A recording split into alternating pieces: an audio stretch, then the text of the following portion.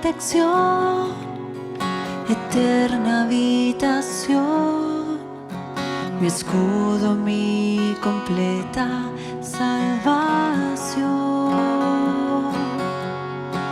mi origen, mi Edén, mi roca, mi sostén, mi gloria, mi disfrute y mi bien. Los pueblos tu hermosura admirarán, se regocijarán en ti, en ti, en ti, en ti. Todas mis fuentes están en ti, mi fortaleza fluye de ti, y en las vertientes de tu amor brota mi gozo y mi valor, gloriosa plenitud de paz, de luz, perfecto Dios, mi hogar, mi bendición. Todas mis fuentes están en ti, mi fortaleza fluye de ti, y en las vertientes de tu amor brota mi gozo y mi dolor, gloriosa plenitud de paz, de luz, perfecto Dios, mi hogar, mi bendición.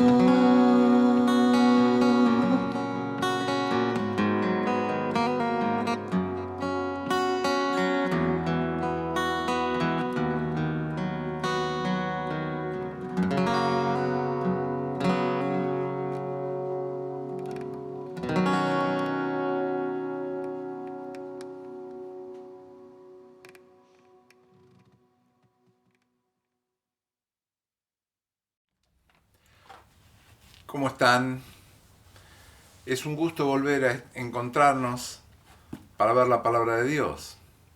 Y quisiera en esta meditación hablarles de un personaje bíblico. Ustedes recuerdan que vamos hablando de luces y sombras. Luces y sombras, y hoy quiero ver junto con ustedes a un personaje llamado Gedeón.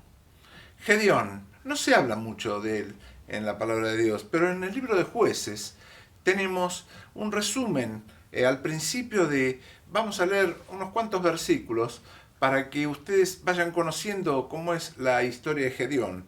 Gedeón se desarrolla en una época donde el pueblo de Israel todavía no tenía rey, no había sido puesto Saúl como rey, y se manejaban en su parte con jueces que hacían justicia y se les ordenaba, eran los que ordenaban la parte, digamos, jurídica, judicial, los problemas entre el pueblo, y había mucha corrupción también, cualquier parecido con nuestra época, pura coincidencia, y había corrupción y también había un olvido de Dios. Y en Jueces capítulo 6, el relato dice así: los hijos de Israel hicieron lo malo ante los ojos de Jehová, y Jehová los entregó en mano de Madián por 7 años. 7 años. Y la mano de Madián prevaleció contra Israel, y los hijos de Israel por causa de los madianitas hicieron cuevas en los montes y cavernas y lugares fortificados. Pues sucedía que cuando Israel había sembrado, subían los madianitas y amalecitas, y los hijos del oriente contra ellos subían y los atacaban. y acampando contra ellos destruían los frutos de la tierra hasta llegar a Gaza, y no dejaban qué comer en Israel, ni ovejas, ni bueyes, ni asnos. Porque subían ellos y sus ganados, y venían con sus tiendas en grande multitud, como langostas, ellos y sus camellos eran innumerables. Así venían a la tierra para devastarla. De este modo empobrecía Israel en gran manera por causa de Madián, y los hijos de Israel clamaron a Jehová. Por ahora hasta acá la lectura. Fíjense ustedes la historia de este pueblo y cómo podemos transportarla a nuestra vida personal. Nos dice el primer versículo que el pueblo de Israel se olvidó de Dios, hizo lo malo delante de los ojos de Dios.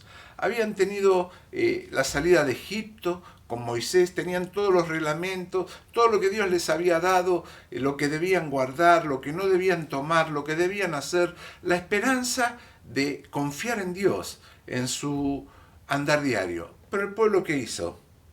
Hizo lo malo, se olvidó de Dios. Se olvidó de Dios. Y empezaron a sufrir por 7 años la persecución de los madianitas, amalecitas y todos los del oriente. Y ellos tuvieron que ir a vivirse, ¿a dónde? Tuvieron que ir a vivirse a los montes, a hacer cuevas, cavernas y tratar de buscar lugares fortificados, porque estos madianitas arrasaban con todo. Vivían una vida de aislamiento, una vida de miedo. Mire, hoy no tenemos a los madianitas ni los amalecitas, pero hay cosas que nos hacen tener una vida de miedo, una vida de aislamiento. Esto de la pandemia del virus nos aísla, no nos podemos juntar, hay que estar a distancia, no saludarnos, no besarnos, por el tema del contagio nos aislamos. Tenemos miedo. ¿Cuántos hemos perdido familiares y amigos con esta pandemia? Nuestro país ha llegado a una cantidad de muertos impresionante. ¿Cuántos han pasado la eternidad? Y esto que les pasaba a ellos es quizás un reflejo de lo que nos está pasando ahora. Fíjense que ellos tenían que estar aislados porque los perseguían. Empezaron a sufrir 7 años de calamidades. Sembraban y les robaban. Hoy vemos a los pobres contra los pobres. Están los pobres, salen de su casa a trabajar y los roban. Pobres contra pobres. No solo les roban a los que tienen, sino a los que no tienen, lo poco que tienen. Y hay que vivir aislado, hay que vivir con cuidado, hay que vivir ante la inseguridad. Y así le pasaba al pueblo de Israel. Se habían olvidado de Dios. Y Dios había apartado su bendición sobre ese pueblo. Y no solo eso, sino que también se esforzaban en trabajar. Fíjense, sembraban, hacían, y era un trabajo sin fruto. ¿Cuántas veces usted se ha sentido que su trabajo es sin fruto casi? Como que su trabajo no tiene paga, no tiene una buena paga, y cuando se cobra ya no luce. Esto es lo que le pasaba al pueblo de Israel. Y nos dice la palabra de Dios que el principal motivo de esto fue que ellos se olvidaron de Dios. No tenían una vida con fruto, no tenían una vida que se gozara, sino que vivían en cavernas, aislados, encerrados, vivían con miedo. Su trabajo no tenía fruto, fíjense, ¿no? ¿Y esto a qué lo llevaba? Se empobrecían en gran manera. Se empobrecían. Y yo a veces veo este reflejo en nuestra sociedad.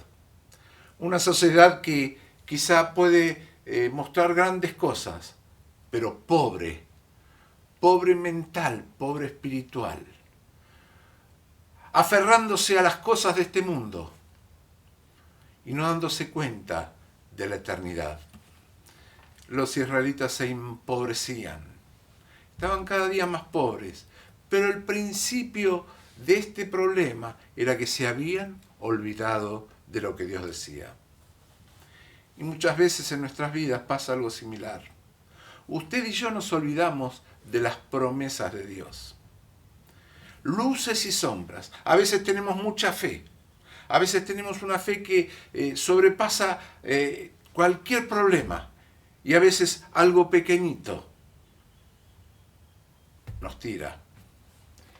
Yo siempre les cuento de que tuve 3 operaciones en una pierna, ¿no? Me atropelló un auto, tuve 3 operaciones durante 8 meses. La primera operación duró 6 horas. Empezaron a la 1 de la mañana y terminaron a las 7 de la mañana. Yo estaba despierto. La segunda operación duró 3 horas y media. Me pusieron todo un aparato para que mi pierna se fortalezca y vaya creciendo el hueso, y ese aparato lo usé 7 meses. Y la tercera operación, que era la más sencilla, que era sacar este aparato, dormir y sacar este aparato, que eran unos fierritos, unos hilitos, esa operación causó estupor en mi vida, miedo. Sentí que me iba a morir. Sentí que estaba desahuciado. Y a la vista de todos los hombres era algo tan sencillo, era lo último después de operaciones enormes que había pasado. Sin embargo, en mi interior había miedo, había un terror. Hice cosas, escribí una carta a mi esposa, a mis hijos. ¿Y usted cuántas veces ha pasado por esas situaciones? Quizá pasó por grandes problemas, pero lo último, ahí lo derrumba. Y ahí yo me derrumbé. Y el pueblo de Israel se derrumbó también, porque estaban trabajando sin fruto, estaban escondidos, estaban perseguidos, estaban viviendo con miedo. Miedo a lo externo, hasta que un día se acordaron. ¿Y qué dice el versículo 6? Dice, de este modo empobrecía Israel en gran manera por causa de Madián. Y los hijos de Israel clamaron a Jehová.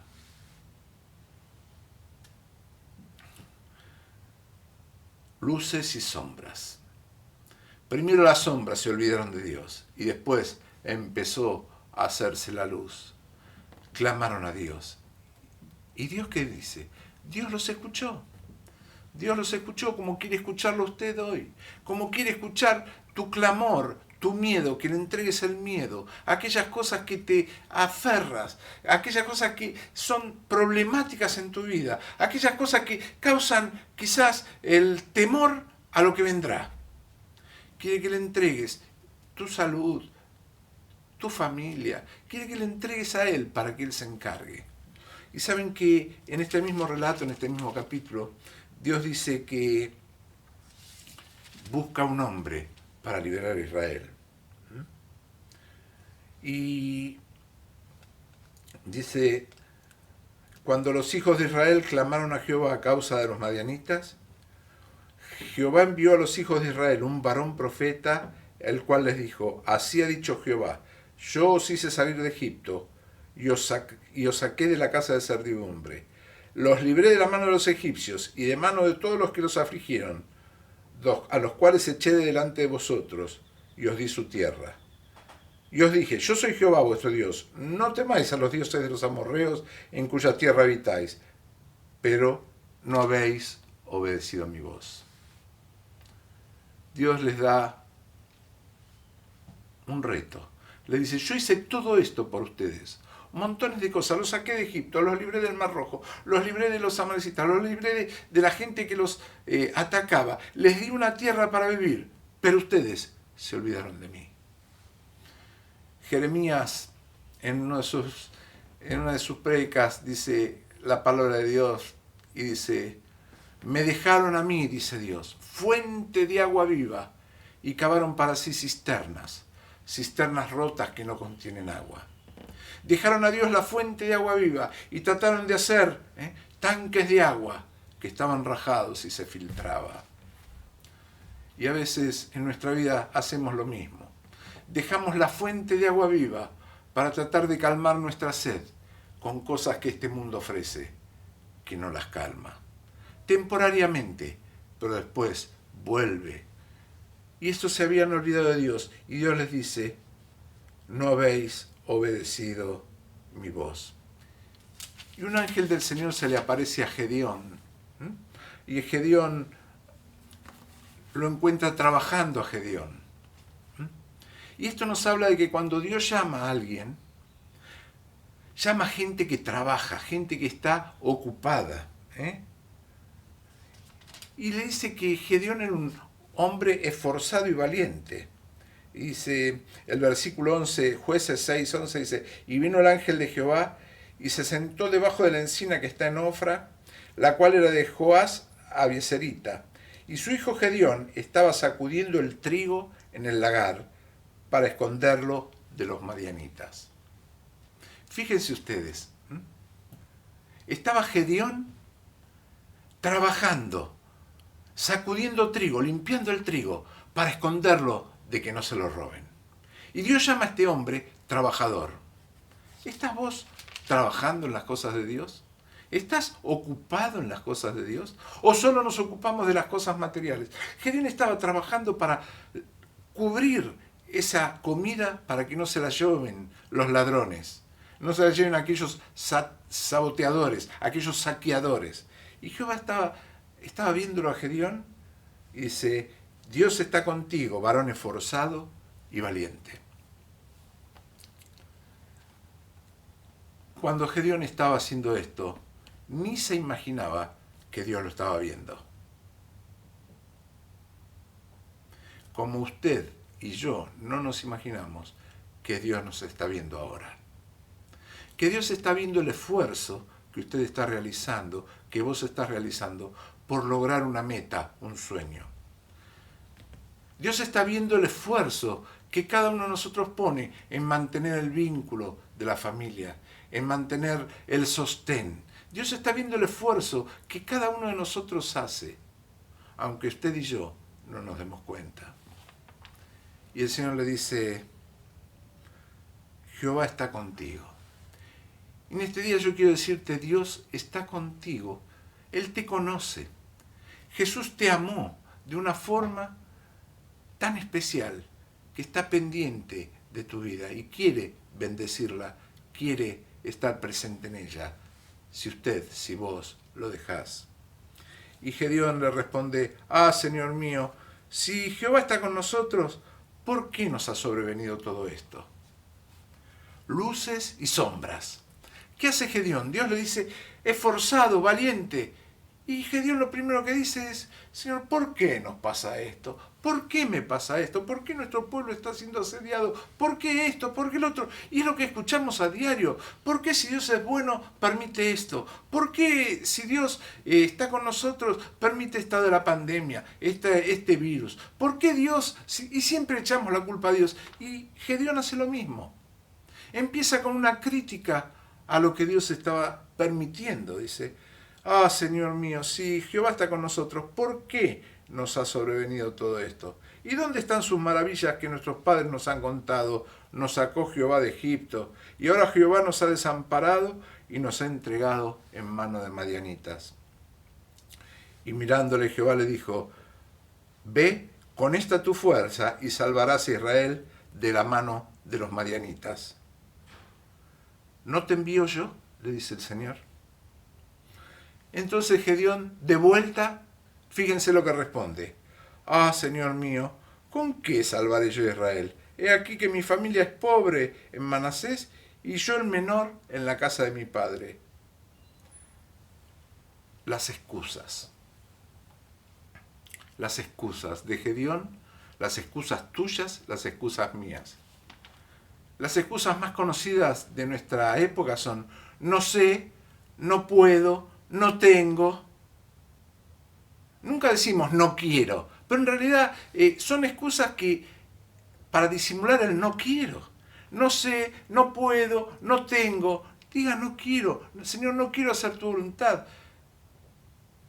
Cuando Gedeón se encuentra con Dios, empiezan las excusas. Y el Señor le dice, no te envío yo, te envío yo.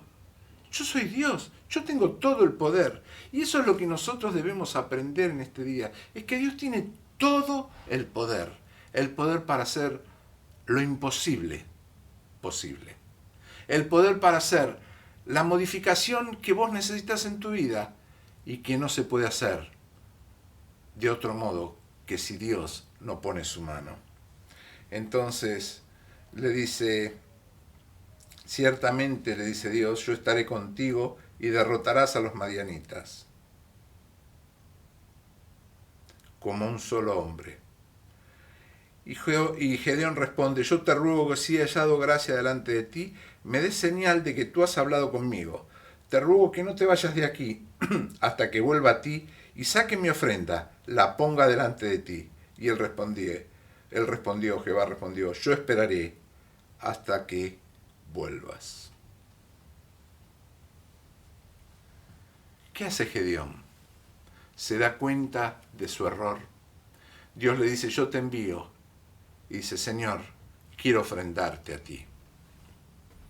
¿Qué estás dispuesto a ofrendarle al Señor? El Señor está esperando tu ofrenda de corazón. Y no solo monetaria. No es la ofrenda. Uno cuando habla de ofrenda, siempre piensa de una ofrenda monetaria. Estos pastores que solamente piensan en la moneda, en la plata. No, mi hermano, mi amigo, ¿qué estás dispuesto a ofrendarle a Dios? Dios quiere tu corazón, quiere tu ofrenda, la ofrenda de tu vida, una vida de servicio rendido a Él. Lo económico viene después. En buena hora si podés ofrendar dinero para la obra de Dios, en buena hora, pero Él quiere tu corazón, quiere la ofrenda de tu vida y Él está esperando. ¿Estás dispuesto a ofrendarle a Dios? ¿O estás siguiendo con las excusas? Dejemos de quejarnos de tanto miedo, de tanta inseguridad, de tanta necesidad, de tanto esfuerzo sin premio. Y volvamos a la fuente que es Dios. Pero también volvamos con una ofrenda de corazón. Dejemos las excusas, como era Gedeón. ¿Quién soy yo? Yo soy el menor de mi familia. Siempre vamos a encontrar el no sé, no puedo, no tengo. Pero Dios está esperando una ofrenda de tu vida de corazón. Decirle, Señor, yo quiero servirte. Vos perdonaste mi pecado. Soy una hija, un hijo tuyo. Quiero cambiar mi vida. Quiero que mi vida tenga un sentido. Quiero dejar de vivir en cuevas espirituales. Quiero dejar de vivir pensando en las miserias de afuera. Quiero entregarte mi vida. Quiero ser una hija, un hijo tuyo de corazón. Y Gedeón libera al pueblo de Madián del asedio de los madianitas, del asedio de los amalecitas, porque Dios lo usa. Y si ustedes siguen leyendo, le da una forma a Dios de buscar a aquellos valientes que van a hacer la tarea con él. Pero Gedeón aprendió a escuchar lo que Dios quiere. En un mundo de corridas, en un mundo de constante apuro, sentate a escuchar. Orá y escuchá lo que Dios te dice. Deja de vivir una vida pobre, una vida ruin, una vida que no tiene alegría ni beneficios. Y empezá a entregar tu ofrenda, tu corazón a Dios, para que Él obre y cambie. Basta de excusas. Volvé a Dios. Deja de vivir vidas de sequía. Deja de vivir una vida de sequía espiritual y empezá a gozarte en las bendiciones que Dios quiere darte. Volvé a la fuente.